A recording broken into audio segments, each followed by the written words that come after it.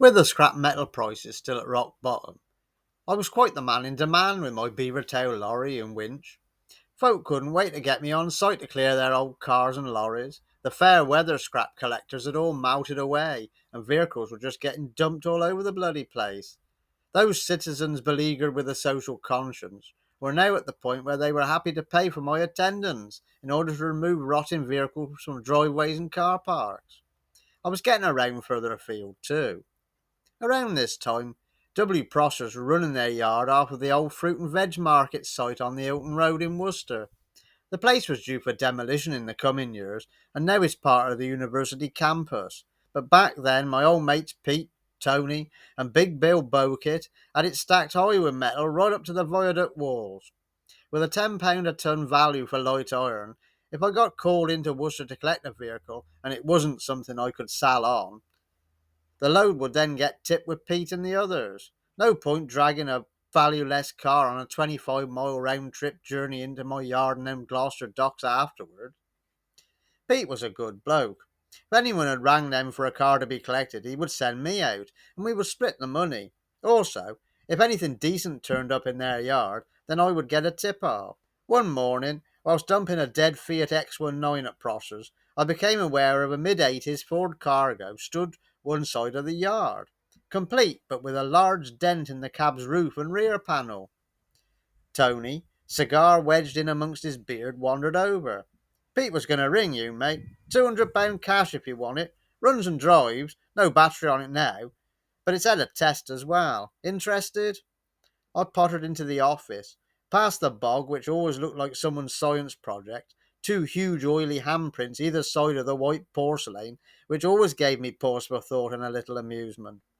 Pete and I had a deal, and I arranged to come back later to drive it home, the cargo being just that little bit too heavy for my Iveco 5510 to cope with. Father was pressed in to assist with a lift in his Vauxhall Astra Mark II van, along with a battery, some diesel, and a toolbox. Collecting my then girlfriend from behind the bar in the pub, we headed back into town. Once fueled up and the battery bolted on, the old Ford Cargo fired straight up. I paid Pete his oil-stained cash, then tentatively made my way out of the city traffic, smoking like a train and noting the lorry's urge to keep jumping out of third gear at times. Dad tight on my tail in the Astra. As the journey progressed, the Ford started to struggle on inclines, finally getting to a point around 3 miles from home where it wouldn't make a short, sharp hill and grinding to a halt, then cutting out. My girlfriend started to flap up in the cab about being late for a shift at the pub.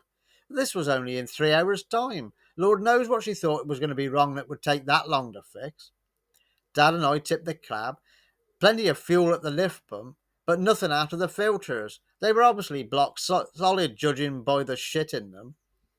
The Coleman previous owner had obviously been not very keen on maintenance.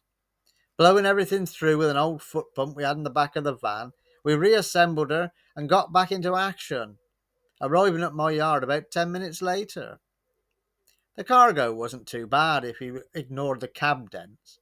I serviced her up and fitted some better tires, then spent 2 days knocking out the worst of the dents. Father was tagged to take her into the city for a ministry test. I booked it up for a few weeks later, but on the night before the test date, I drove the lorry down to the local garage just to make sure there was plenty of diesel in her. Pulling onto the pumps, I could hear this weird whistling noise, and no matter what I tried, I couldn't get the engine to stop. It instantly starting up again. Leaping down and diving underneath, I pulled the battery lead off and then stopped the engine again. Obviously, the starter was jamming in. Despite various hammer action, as soon as the battery was reconnected, the starter engaged and off the bloody lorry would go again. I drove back to the yard, having disconnected the battery once the engine had cranked up. A long night later, getting the starter off ensued, but it was buggered.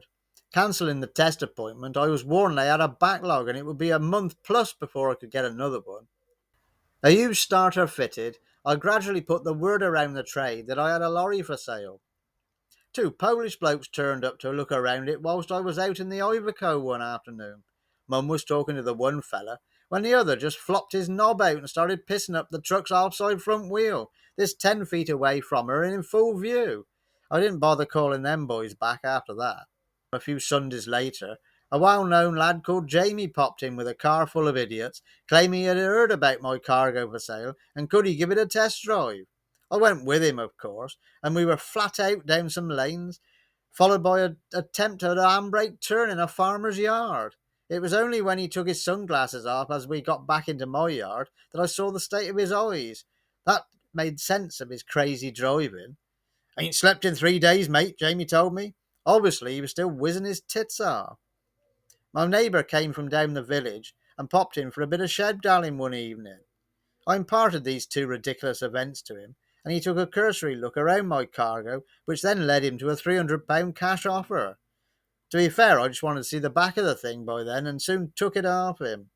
For years later, I would see him crawling around in the old truck, piled up with bales of hay, or various junk and machinery, and to all I know, he probably still has the bloody thing stashed in one of them old barns. A used starter fitted, I gradually put the word around the train that I had a log for sale. A log for sale? A fucking log for sale? Hello there. Thank you for watching my video. If you've enjoyed this one, would like to see a few more, then please like, share and subscribe. It's always appreciated and it helps me out. All the best to you all, and take care.